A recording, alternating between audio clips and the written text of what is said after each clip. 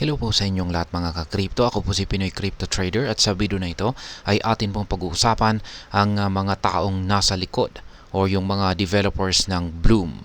Yan, or ang Bloom token. At ating pong aalamin kung sila nga ba ay mga developers or mga taong mapagkakatiwalaan sa video na ito.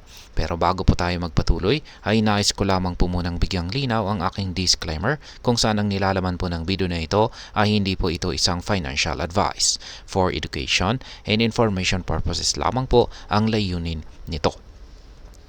At ayan mga ka-crypto, sa mga hindi po nakakaalam ay ang Bloom token ay isa po itong project na pinamumunuan ng mga dating executives ni Binance. Ayan, dati pong mga executives ni Binance, kaya galing sila kay Binance. Ibig sabihin ay meron na po silang mga experience pagdating dito sa industriya ng crypto.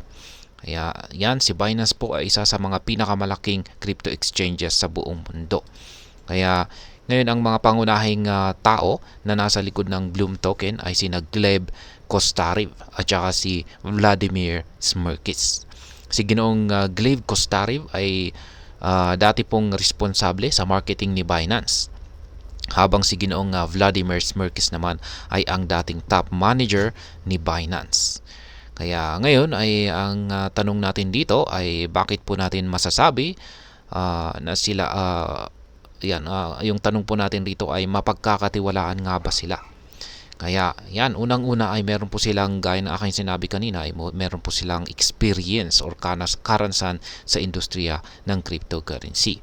Kaya ang kanilang malawak na karanasan kay Binance ay ito yung nagbibigay sa kanila ng malalim na kaalaman at understanding sa crypto market.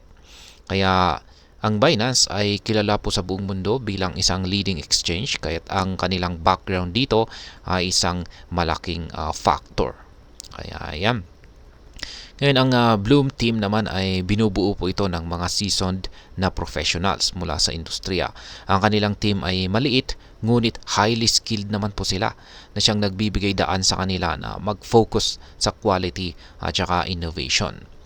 Ngayon ang Bloom ay hindi lamang isang simpleng crypto project. Ito ay isang hybrid exchange na nagsuserve sa Global South at saka Eastern Europe, kung saan ay nagpapahintulot sa pagbili ng anumang centralized o decentralized token kasama ang simplified derivatives. Accessible din ito bilang isang Telegram mini app kung saan ay nagpapakita ng kanilang commitment sa innovation at user accessibility. Yan. Pagdating naman sa kanyang community ay meron itong active na community engagement. Ang kanilang platform ay na-disenyo para maging interactive at rewarding sa mga users or gumagamit nito. Mayroon silang mga features tulad ng leaderboards, social interactions at rewarding point system na nagpapakita ng kanilang dedication sa pagbuo ng isang engaging na ecosystem. Ngayon, ang Bloom ay transparent po sa kanilang mga plano at developments.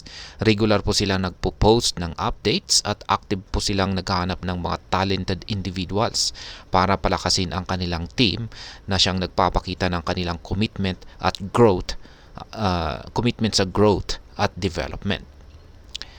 Yan, ano nga ba ang mga specific contributions ng dalawang namumuno dito kay Bloom?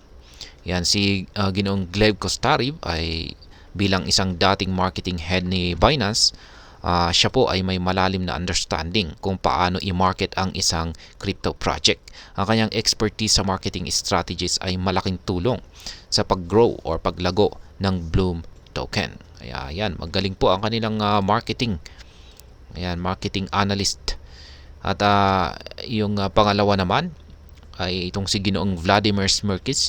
Siya naman ay may extensive experience sa management at saka operations. Ang kanyang leadership skills ay napaka-crucial or napakahalaga sa pag-manage ng team at pag-implement ng mga strategic initiatives para sa Bloom.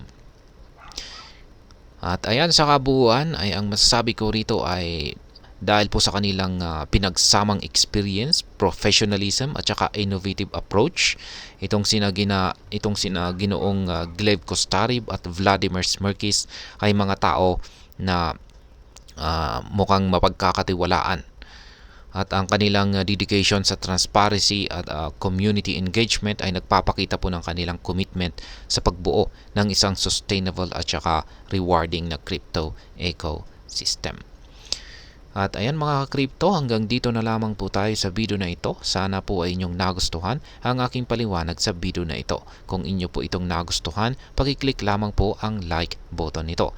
Para naman po sa mga bago lamang dito, kayo po ay aking inaanyayahan para mag-subscribe. Pakiclick na rin po ang bell icon nito dahil ito po ang siya magsisilbing notification nito sa mga bago kong videos na akin pong ina-upload sa aking YouTube channel na ito. Marami pong salamat sa panonood. Ingat po tayo lagi at God bless po sa ating lahat.